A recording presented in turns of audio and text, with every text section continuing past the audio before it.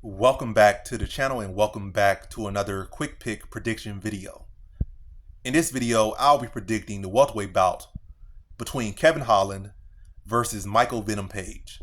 And how do I feel about this one right here? I'm going Michael Venom Page. Low confidence to beat Kevin Holland. Yeah, this is a tough matchup.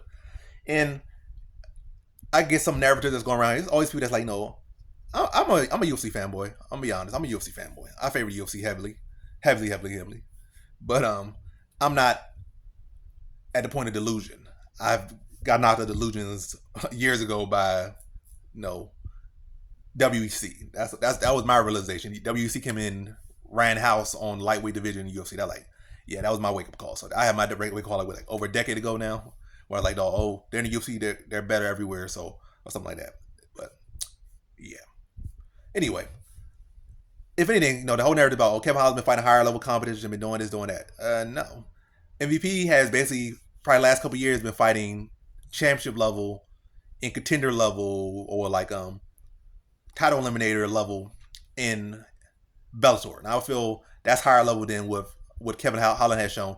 And if you can say, oh, Kevin Holland full comp to Chimaev and whatnot, but he got dogged by Chimaev. It was incompetitive. Got dogged by him. I want to say Jack Della Maddalena is better than prime Douglas Lima. He's not yet. Derek Brunson's okay, but we lost to blonde hair Brunson, so I guess you say maybe somewhat prime or revigorated prime Brunson. But yeah, I wouldn't say necessarily like his level of competition has been better. I would say, in my opinion, MVP's level of competition is better. But nonetheless, a competitive fight, interesting style. Kevin Holland's definitely not textbook. MVP's definitely not textbook, so that also makes it a little bit more confusing. But I feel on Kevin Holland's side, I feel like I feel like he hasn't fully adjusted to the weight class just yet. I mean, he's adjusted to it, and he actually probably was a welterweight before he came to UFC, but I feel like he's been kind of lagging in these fights for the most part. He did okay early against One Boy Thompson, but then he broke his hand. He did okay early, but again broke his hand. But I feel against Shelo Ponzinibbio, he let that fight extend way too long before he finished him. Shell of Tim Means took him a little longer than it should have. And it's been a couple of these fights where I feel like, a shell of Alex Oliveira. These fights that should have been, Alex Oliveira and Ponzinibbio, those should have been the first round stoppages, but I think they both were like third round stoppages. So, and like he took them a while to catch them. And these guys, it's not like when they were the best version of themselves. They were slow down. Ponzinibbio's incredibly chinny right now, incredibly flat right now. Hittable is a mug right now. And you can say the same thing about Alex Oliveira. And like he took rounds to really find them in both those fights. And really like Ponzinibbio was like the very end of the fight, he caught him and could have arguably lost the decision to him. Arguably, it was close enough. So now MVP probably one of the fastest guys he'll have faced in a very fast, very creative, high level striker, and might be the highest level striker he has ever fought. He's either, in my opinion, the best striker he's fought or the second. And I feel he has more tools than Stephen Wonderboy Thompson. And I feel like his wrestling and BJ is better than Stephen Wonderboy Thompson. Stephen Wonderboy Thompson's wrestling defense is better. But MVP's offensive wrestling is better. His jiu-jitsu is way better than Wonderboy Thompson. His submission defense is better than Wonderboy Thompson. Well, I'm not going to say submission defense, but maybe. He has never been close to really being submitted, so I might give him that. It's close enough, but I would say offensive wrestling and BJ is better than Wonderboy Thompson.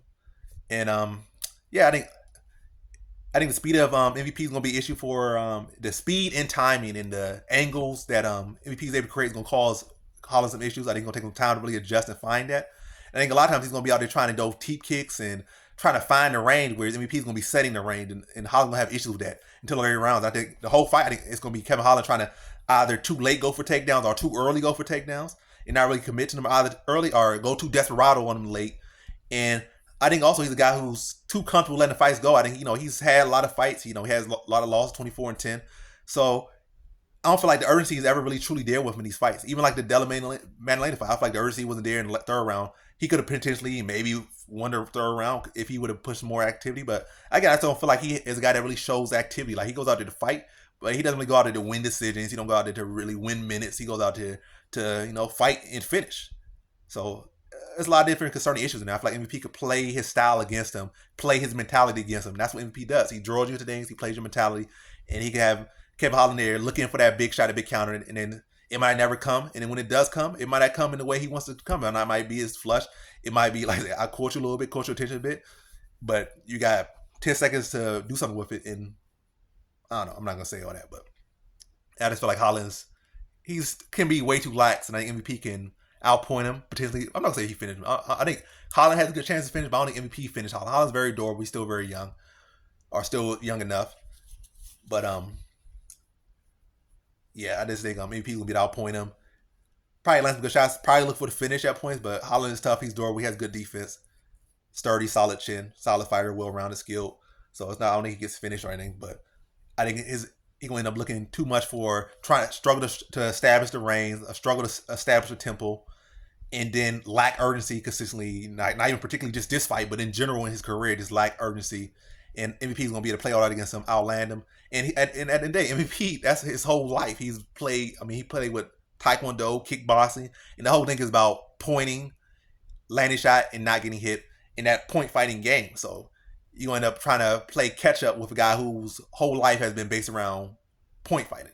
And MVP's chin is pretty sturdy as well. Like he got knocked out with the biggest, like craziest uppercut in almost MMA history by Douglas Lima.